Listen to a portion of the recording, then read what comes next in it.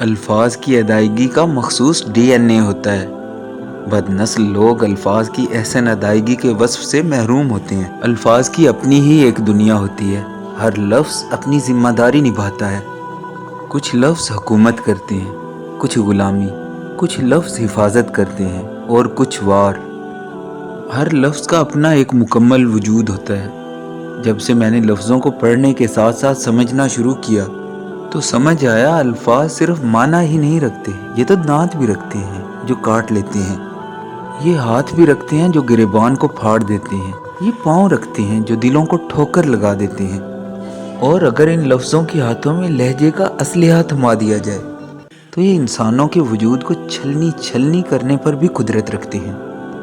اپنے لفظوں کے بارے میں محتاط ہو جائیں، انہیں ادا کرنے سے پہلے سوچ لیں، آیا کہ یہ کسی کے وجود کو سمیٹیں گے یا کرچی کرچی بکھیر دیں گے؟